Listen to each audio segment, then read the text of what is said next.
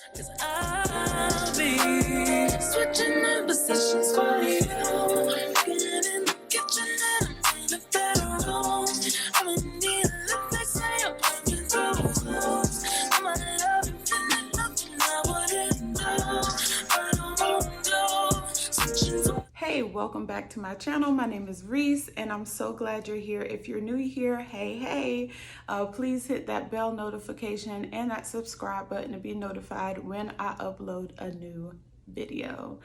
Okay, so I'm sitting like this on my couch. Y'all know I have never came to you guys from this angle before, but I kind of recorded this video yesterday and I didn't like I was very done up. I had just came off of work. I was still done up because I had a podcast to record and I recorded the video and I just felt like it was rushed. So this is my re-record. This is my redo right here, okay? Let's talk about dating in your 20s, okay? Let's talk about it. Let's talk about it. That hazelnut be hitting. Got my coffee right here. It's early in the morning. Let's do this. Just to give you guys some context, I have been out of the game for about 5 or 6 years. 5 or 6 years, okay? I have been out of the game. I haven't even been looking at dating. Not until maybe the last 2 or 3 years. But I've been out the game like completely, and the game has changed completely, okay? The game has changed completely. My last relationship was about 2016, 2017. And it was severe heartbreak. I needed time to heal. Started going to therapy, started working as a PA, moved to a new state. Like there was so many things that changed in my life. I just didn't have time to worry about a relationship. So now that I'm done with PA school, I'm done with my doctorate degree and I've moved again and now I'm in Texas. I'm just like, okay, I feel like I'm in a good space to now take on a relationship. But the problem is, I don't know if it's me or if it's them or if I'm just old school, but I'm looking for someone who is thoughtful, someone who is sincere, somebody who knows how to communicate, somebody who knows how to compromise, somebody who loves the Lord, somebody who is willing to grow with me, do life with me. I'm looking for a life partner. I'm looking for a friend. I'm looking for my best friend, you know? And nowadays on these dating apps and not to shame dating apps because I do know people who have found love and got married on the dating apps.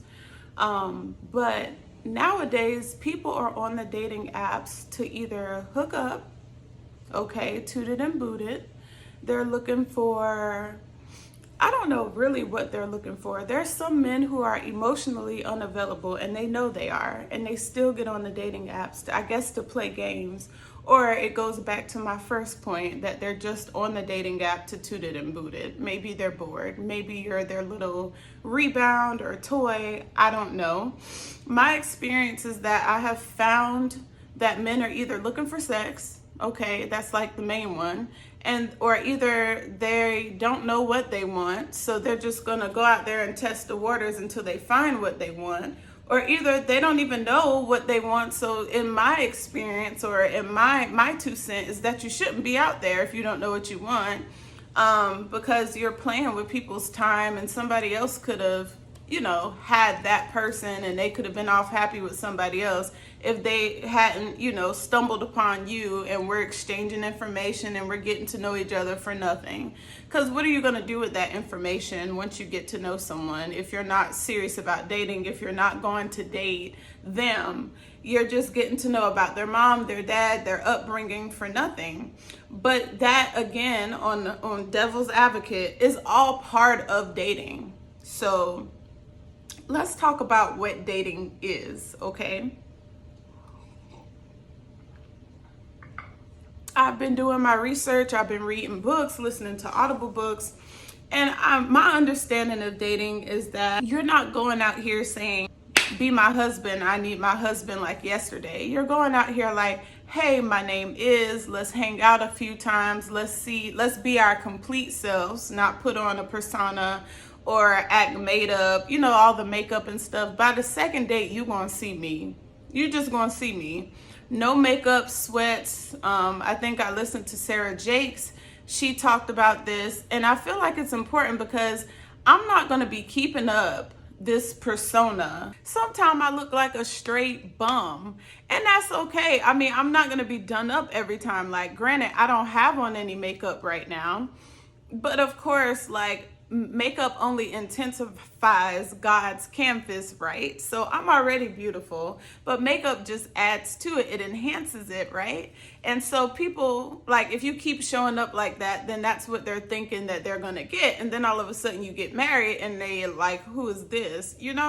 So I'm just like, let's just keep it real. Let me come to you in my natural state, in my natural hair, like no wigs, no lashes, no this, no that. Let me let you see me and what I'm working with. And if that's something you can't handle, not saying, but if that's something that you don't like the view of, then maybe we shouldn't be talking. I think it's very important to establish things in the beginning. I don't want no expectations that I'm going to be in 7-inch heels all the time with pin tight clothes on all the time and my face going to be done up all the time. I mean, my hair is slayed majority of the time, and I think I do a pretty decent job of keeping myself together, especially when I decide to go out. But there are going to be days where I don't feel like doing all that. I don't feel like wearing 7-inch heels, which I don't anyway. And just realistically, who am I? And I want that person to see who I am. I think that's very important to establish in the beginning, because if you don't, I mean, I don't want to say that's why most marriages fall apart. It's way more complicated than that. But this is just the beginning stages. And you don't want a short marriage. You don't want to only be married for a few months or a year, and then you guys find out you can't stand each other. It's just better to be who you are. And the person who is for you is either going to stay, which they should if they're for you. If they're not, they're going to leave, because there's something about you that they deem as they can't compromise on, or they can't tolerate, or they don't like, or a certain quality about you. And that's okay, because you're not made to be liked by everybody. It's either you want to be with me and you deem this tolerable or not, but nobody's going to be perfect. Like, nobody's going to be up to, I don't think, like, the guy that God has created for me is going to be perfect. There are going to be some things that I'm going to have to compromise on, and vice versa. I'm not going to be perfect for him, but we work together. We work. It just makes sense. And I know that that day is coming for me eventually. But until then, a part of dating is just being yourself and seeing if it sticks. And if it doesn't stick, you move to the next person. It's just like, it's almost like speed dating. Like, hey, how are you? Go on a couple of dates, make a couple of memories. If you guys like each other, y'all keep hanging out. If not, next, just next. I think where people go wrong is they're intimate physically without being intimate intellectually first. And then you get, excuse my language, but we all grown here, dickmatized or vaginatized. And then your emotions and your feelings is caught up in that, and your perception or perspective is skewed because you got your feelings here and you can't see clearly, and you think you're in love with a person, but really you can't stand that person. They're toxic. You might be the toxic one. Who knows? But that is not the proper way to date. I feel like being intimate is very important intellectually. Being intimate in other ways, being able to sit around each other and just feel complete, just feel, like you. And a lot of people these days don't want that. A lot of men these days don't. They're not interested in sitting around up under each other and not doing nothing. They want to have sex all the time. And I'm just like, oh my goodness. Like, I would be giving myself to my husband if I knew who you were. which I'm not going to find out like in 2 days or in 3 days of meeting you. But like, when you know, you know. But I'm not going to be out here sleeping with every Tom, Dick, and Harry. And I think that's what they expect women to do. And then before you know it, they toot it and boot it, and then you're on to the next person, and you be regretting that you gave yourself, you gave your body, your temple to someone. Now, don't get it twisted. I am no saint here. Of course, I have been out there myself, not out there now. Like I said, I've been out the game for a little bit. But, I think my head space and where I am right now is I'm not interested in sex. I'm not looking for that. I'm not interested in being intimate with no one physically. I'm interested in more of the intellectual connection. And I had a chance to experience that one time with someone. And granted, they weren't the one for me, but boy, did it like change my perspective and what I was looking for. It showed me this is another quality I would like to have with my partner. Um, Not necessarily like they have to be intimate with me every single day, but that should be something that just happens. I feel like you shouldn't try to push it. It should just flow. And I think it's a beautiful thing when you do find love. I think it's a beautiful thing. I have witnessed that in some of my friends, and some of my friends have gotten married, and you just see it, the way they interact with each other, the way they look at each other, the look in their eyes and stuff. And I just feel like the men who are out here now don't want that. Or maybe marriage scares them for whatever reason. Maybe they think marriage is a prison sentence. I don't know how they look at marriage, or what was their examples of marriage when they were growing up. If they value marriage, if they think marriage is for them, or maybe not. But then the flip side of this, and y'all ain't ready for this. Mm-mm. We have independent women. Okay, I'm one myself, got my own townhouse. I work. I'm a doctor under 30. I got 2 jobs. I take care of myself. I go on vacation by myself. I travel out the country by myself, and I take myself out to eat. I spoil myself. I don't need I don't need no one to do that for me. And when men hear that, they're just like, well, damn, what am I here for? Excuse, of course, excuse, but I am human. Excuse my language. But it's like, well, dang, like, what am I here for? If she can do all this for herself and I'm not needed, then let me go and pick. And it's no shade to the women who are not where I am, because life happens differently for different people. We all can't be the same, but they rather go downgrade, and be with women that they can control, or be with women that do need a little bit of help, because that makes them feel like a man, instead of being with an independent woman. But then you have the men who are just like, I want a woman that's ambitious. I want a woman that's going out there chasing her dreams. I want a woman that always got something going on, so I can be in her corner, so I can support her, so I can be her cheerleader. But then you have men that's just like, man, she outshining me, or man, she got too much going on. And I think nobody said it more perfectly than vice president husband. He said, no, I'm not jealous that my wife is the vice president of the United States. I support her. I mean, she makes me look good.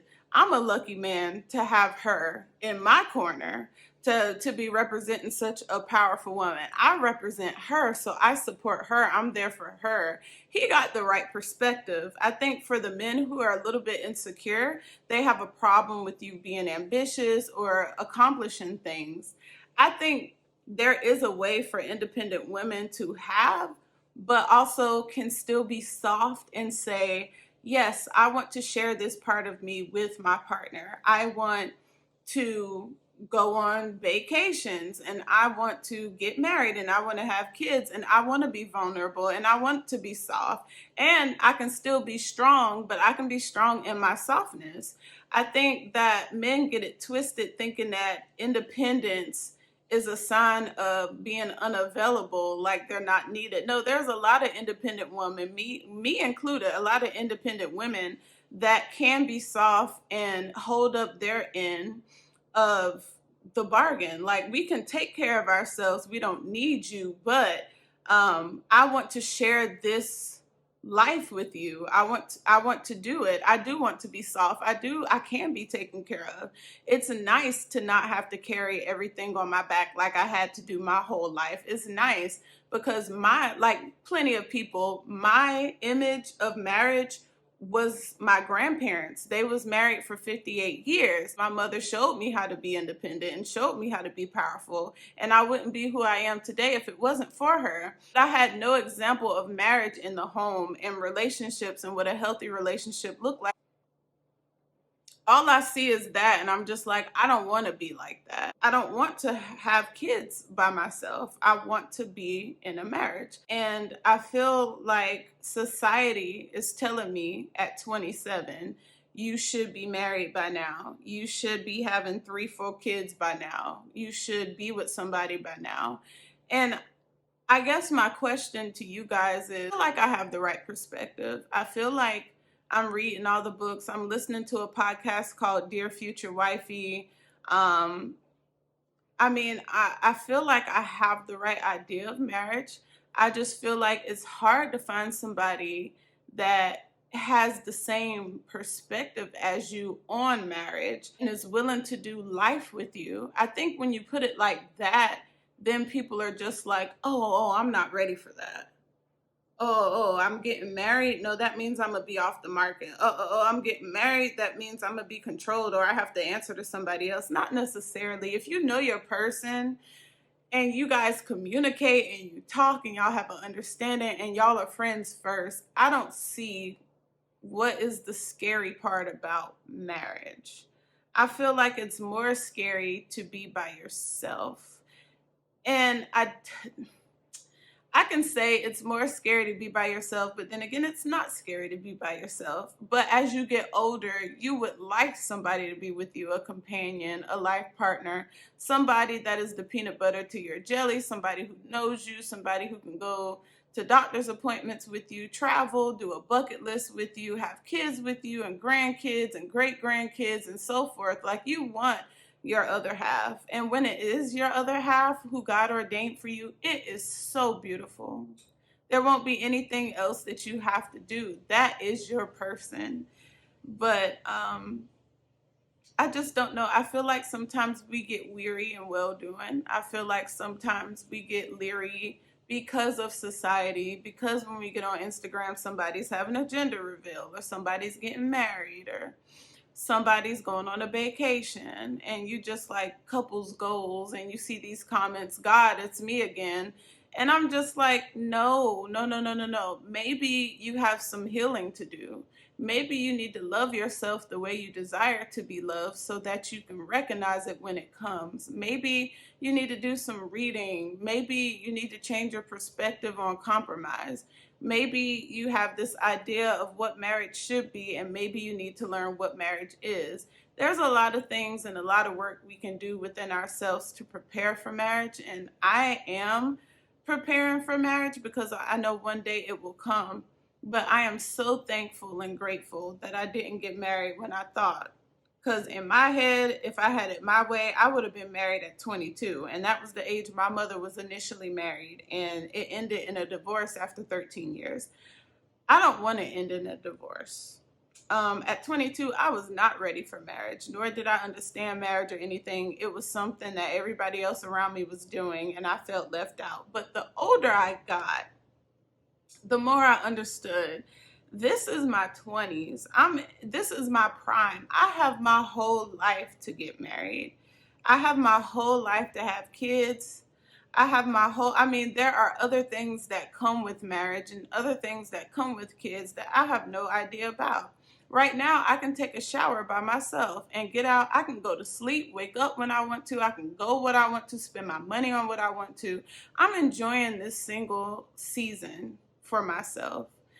Because I know when I do find my person, it's not going to be like that anymore. And I don't want to regret that or long for it. I want to do it like be in my single season, so much so that when I get married, I'm like, okay, now I'm ready for my married season. Now I'm ready for my couple season. I have no envy against people who get to sleep in. I have no envy against people who get to shower without interruption. I've done that for a couple years and it was nice, I must admit. But now I'm ready for something else. Now it's the next chapter. Now this is the evolution. So I'm enjoying my single season and I'm not trying to rush it, but it would be nice if I could meet my person and just start this friendship, maybe like going out and, slowly getting to know each other, slowly having a bunch of laughs and acting like a fool and, slowly traveling, slowly, just exploring each other and seeing if we like each other, if we could work. But I don't know, guys. Let me know if I'm making sense down in the comments and what you thought about this video. I feel like this video was so much better than the other one I recorded yesterday because it was so rushed because I had a podcast episode that I had to record, which that is coming soon. And I'm super excited about it. If you guys haven't picked up your journal from me, please, please, please go to theresilientpa.com. The journals are on sale for 20 bucks. Please go cop you a prayer journal, anxiety journal, depression journal, tithes and offering journal, budgeting journal. It's all the things in one. Sleek, cute design, and I just love my journal. I use it myself every day. I've been writing my prayers down. I've been talking to God. And I almost feel like I created this journal for myself, but I know that's wrong because I also created it for other people who also believe. So please go to theresilientpa.com and check that out.